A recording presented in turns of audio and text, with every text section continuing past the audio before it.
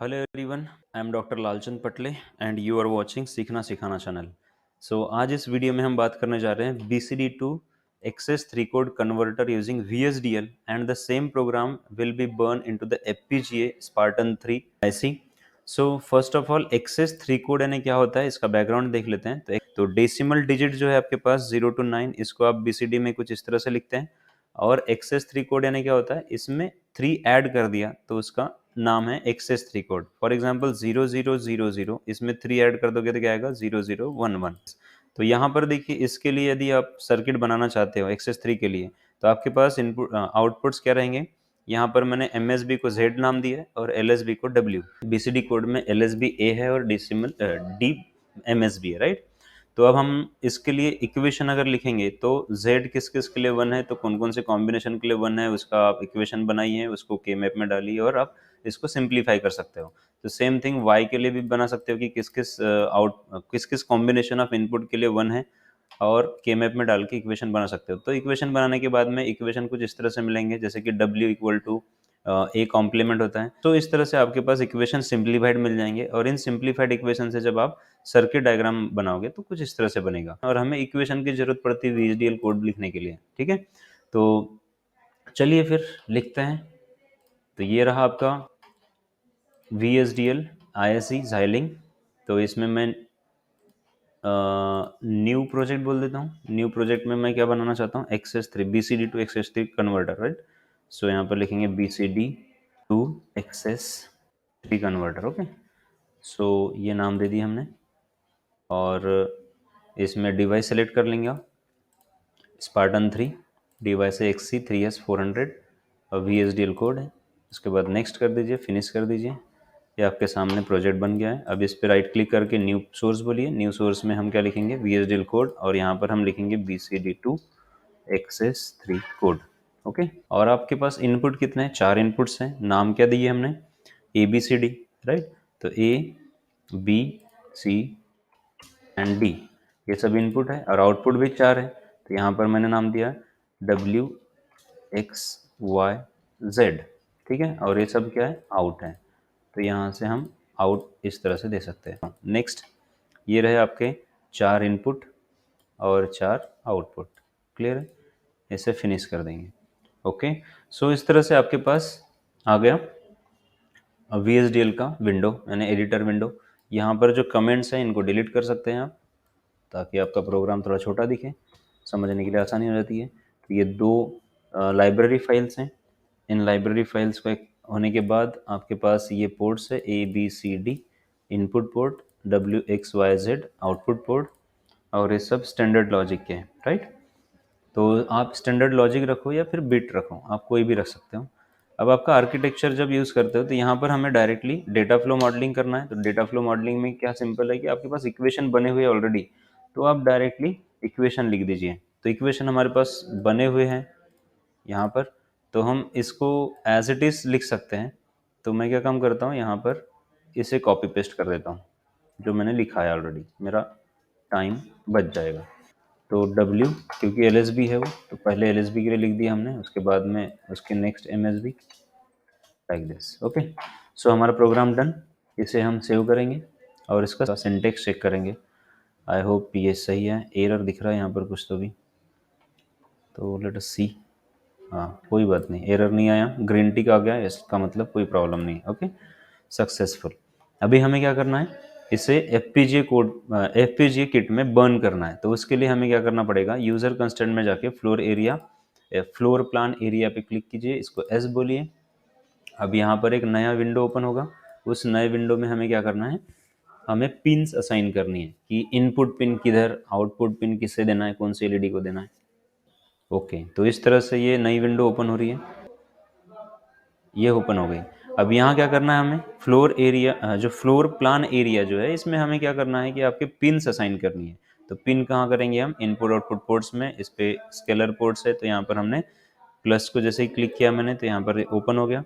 अब यहाँ पर देखो ABCD, ये जो है तुम्हारा इनपुट है। तो इनपुट किससे देना है हमें, DIP पिन से। तो DIP पिन के हमारे पास जो पिन नंबर्स है वो है 76, port 76, then port 77, then port 78, then port 80, 57, 78 और 80। ओके, ये हमारे DIP के पिंस हैं। अभी हम आउटपुट को असाइन करेंगे, तो आउटपुट LED को देना है, तो LED के पिंस है P16, P18, then P19, then P20। Okay, तो हमारे पास ये पिन्स असाइन हो गई। इसे हमें क्या करना है, सेव करना है। तो सेव करने के बाद इसे बंद करना है। बंद करने के बाद हमारे पास इम्प्लीमेंट डिज़ाइन का ऑप्शन है, तो इसे डबल क्लिक करना है। जैसे इम्प्लीमेंट डिज़ाइन हो गया, तब हमें इसकी बिट फाइल जनरेट करनी है, और बिट फाइल जनरेट करने के बाद उसे FPGA किट में राइट करना है यूजिंग द इम्पैक्ट। उसके बाद जनरेट प्रोग्राम फाइल पे क्लिक कीजिए डबल, तो यहाँ पर ग्रीन टिक आ जाएगी, बिट फाइल जनरेट हो जाएगी। बिट फाइल जनरेट होने के बाद आपको डिवाइस कॉन्फ़िगरेशन करना है। तो अब डिवाइस कॉन्फ़िगरेशन करने के बाद इम्पैक्ट फाइल ओपन होती है, इम्पैक्ट सॉफ्टवेयर ओपन होता है। तो इसे ओपन कीजिए, नई विंडो ओपन होगी। ये विंडो ओपन होगी। यहाँ हमें करना है फाइल में जाके न्यू प्रोजेक्ट, इसे बोलना है यस, इसे बोलना है ओके। ओके, और इसे अभी हम नो कर देता हूँ, ठीक है, इसको भी कैंसिल कर देते हैं। ओके, अब ये जो फाइल सिलेक्ट है, ये हमारा प्रोग्रामर और ये हमारा IC FPGA के। यहाँ पर आप नंबर देख सकते हो XC3S400। यदि ये कनेक्शन नहीं हो रहा है तो आपका कनेक्शन प्रॉपर चेक कर लीजिए, और मैनेज डिवाइस मैनेजर में जाके आप केबल चेक कर सकते हैं कि वो रीड हुआ कि नहीं हुआ, ठीक है। वैसे भी Xilinx 14.7 यदि यूज़ कर रहे हैं आप, तो कनेक्टिविटी का प्रॉब्लम नहीं आता, क्योंकि ड्राइवर प्री इंस्टॉल रहते हैं। यदि आपने 14.7 से नीचे की कोई भी IC यूज़ किया है, तो उसमें ड्राइवर एक्स्ट्रा का इंस्टॉल करना पड़ता है, और उसमें थोड़ा सा दिक्कत होता है। तो अब यहाँ पर करेंगे हम राइट क्लिक और असाइन बोलेंगे न्यू कॉन्फ़िगरेशन फाइल, और हमने अभी क्या बनाया है, BCD to XS3 कोड। इसके बिट पे क्लिक करेंगे, बिट फाइल को, इसे ओपन करेंगे, और अब फिर से इस पर राइट क्लिक करके प्रोग्राम बोलेंगे। जैसे प्रोग्राम बोले हमने, तो ये प्रोग्राम हो जाता है। FPGA की किट में प्रोग्राम बन हो गया। अब क्या करेंगे, हम FPGA की किट पे टेस्ट करेंगे। तो चलिए अपने FPGA की किट पे देखते हैं। तो चलिए अब हम FPGA की किट पे BCD to XS3 code converter का टेस्टिंग करेंगे, राइट। तो हमने इनपुट किस पे दिया है, DIP पिन पे 1 2 3 4, राइट। तो ये है आपका LSB और ये है आपका MSB, और हमारा आउटपुट कहाँ दिखेगा XS3 का, यहाँ पर, ठीक है। तो 0 0 1 1 अभी बाय डिफ़ॉल्ट आया है। तो ये हमारा LSB और ये MSB। तो अगर मैंने यहाँ पर 1 दिया, मतलब 0 0 0 1, तो इसको मैंने 1 कर दिया। ओके, तो हमारे पास 0 0 1 आया। तो यहाँ पर क्या आ गया, 0 1 0 0 यानी 4। सो 3 प्लस 1 कितना होगा, 4 हो गया। अगर मैंने यहाँ पर 5 दे दिया, फॉर एग्जांपल 0 1 0 1, है ना, तो ये 5 दिया, तो यहाँ पर क्या आ गया, 1 0 0 0 यानी 8 आया। 5 प्लस 3 8। ओके, सो इस तरह से आपका स्पार्टन 3 पे BCD to XS3 कोड का वेरिफिकेशन कर लिया। ओके, तो हमने FPGA की किट पे देख लिया है हमारा प्रोग्राम प्रॉपरली रन होता है, ठीक है। यदि हमारे पास FPGA की किट नहीं है और हमें ये प्रोग्राम प्रॉपरली रन हुआ कि नहीं हुआ ये चेक करना है, तो क्या करना पड़ेगा, तो हम इसे बंद कर देते हैं। तो हमें इतनी सारी प्रोसेस करने की ज़रूरत नहीं है। हमें क्या करना है, जस्ट हमें सिंथेसिस करने के बाद की प्रोसेस, यानी जैसे आपने ये प्रोग्राम लिख लिया, प्रोग्राम लिखने के बाद आपने सिंथेसाइज किया, और सिंथेसाइज करने के बाद हमें क्या करना है, वापस प्रोजेक्ट पे क्लिक करना है, यहाँ पर राइट क्लिक करना है, न्यू सोर्स बोलना है, VSDL टेस्ट बेंच। तो हमें टेस्ट बेंच क्रिएट करने पड़ता है, और यहाँ पर मैं लिख देता हूँ TB BCD to XS3, right. इसके लिए मैंने टेस्ट बेंच लिखा है। इसे ऐड टू प्रोजेक्ट पे चेक करना है, नेक्स्ट करेंगे हम, और इसे ऐड कर देंगे। एसोसिएट किससे करना है, हमारे पास जो ऑलरेडी VSDL का इम्प्लीमेंट डिज़ाइन है। ओके, तो इसे नेक्स्ट करेंगे, फिनिश बोलेंगे। फिनिश बनने के बाद ये नया और फिर से VSDL का कोड दिखेगा आपको। तो ये क्या है, हमारे लिए टेस्ट बेंच है। तो इसको मैं डिलीट कर देता हूँ, और ये कमेंट्स डिलीट कर देते हैं। अब ये XS3 कोड है, तो यहाँ पर क्या है, ये लाइब्रेरीज, ये है एंटिटीज। तो अब हमारे आर्किटेक्चर में क्या करना होता है, कंपोनेंट डिक्लेयर करना पड़ता है। तो इस कंपोनेंट डिक्लेयर में हमारे पास जो कंपोनेंट रहेगा उसमें 4 इनपुट रहेंगे और 4 आउटपुट रहेंगे। ओके, ये कंपोनेंट एंड हो गया, और उसके बाद हमें वैसे ही सिग्नल डिक्लेयर करना है, और यहाँ पर सिग्नल ABCD स्टैंडर्ड लॉजिक के इनिशियली 0 0 दे दिया, और आउटपुट वैसे ही सिग्नल 4। अब इन सिग्नल को इन पोर्ट के साथ मैपिंग करना है। तो मैपिंग करने के लिए यहाँ पर मैप है, लेकिन ये देखिए यहाँ कांस्टेंट जो क्लॉक पीरियड है इसे हम डिलीट कर देंगे। क्यों, क्योंकि हमारे सर्किट में क्लॉक की ज़रूरत नहीं है, इसलिए क्लॉक को डिलीट कर देना है। अब ये मैपिंग, ये पोर्ट मैप हो रहा है यहाँ पर, ये मैप होने के बाद में ये फिर से क्लॉक वाला आ गया, तो इस क्लॉक वाले सेगमेंट को डिलीट कर देना है आपको, और अब यहाँ लिखना है हमारे स्टिमुलस प्रोसेस में, आपको लॉजिक चेंज करना है। तो लॉजिक क्या चेंज करना है, तो आप कौन से BCD का एक्सेस 3 कोड चाहते हो वो यहाँ पर लिख देने का है। तो किस तरह से लिखेंगे हम, तो हमारे पास इनपुट क्या है, A equal to 0, right, semicolon, B equal to 0, semicolon, C equal to 1 कर देता हूँ मैं यहाँ पर, और D इक्वल टू 1। इस तरह से मैंने अगर दिया, इसको बोला वेट फॉर 50 मिली सेकंड कर देते हैं हम इस बार, ठीक है। तो देखो ये मैंने दिया क्या है अभी 0011, अगर 0011 दिया तो मेरा एक्सेस 3 कोड क्या आएगा वो मुझे चेक करना है। और एक आधा कोड चेंज कर देते हैं, फॉर एग्जांपल अगर मैंने यहाँ पर 1001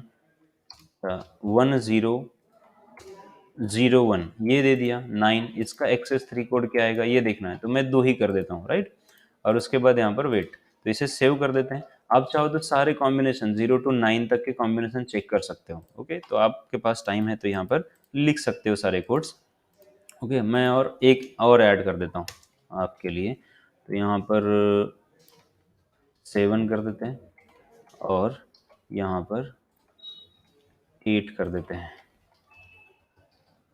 ओके। तो ये 4 कोड के हमारे पास क्या आएंगे, एक्सेस 3 कोड आएंगे। देखो हमारा MSB D है, तो हमें क्या दिखना चाहिए, इधर D लिखना चाहिए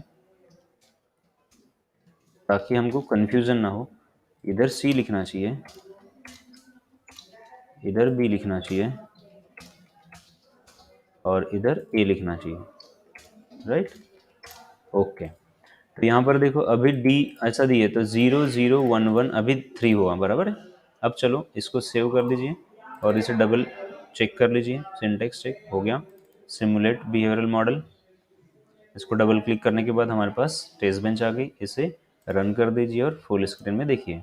अब देखो यहाँ पर क्या आया, देखिए 0011 अगर देते हो आप तो 3 + 3 कितना हो जाएगा 6, तो 0110 आया, राइट।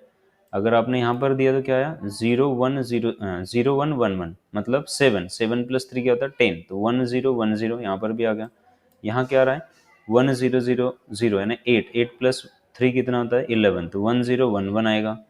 इसके आगे कौन सा कोड दिए थे, तो 1001 दिया था, 9 + 3 कितना होता था 12, 1100, राइट।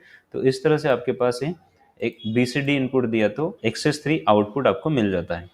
सो आई होप आपको ये प्रोग्राम समझ में आया होगा। यदि समझ में आया तो प्लीज़ वीडियो को लाइक ज़रूर कीजिए, और यदि आप मेरे चैनल पर नए हों तो प्लीज़ मेरे चैनल को सब्सक्राइब ज़रूर कीजिए, और मिलते हैं नेक्स्ट वीडियो में। Thank you.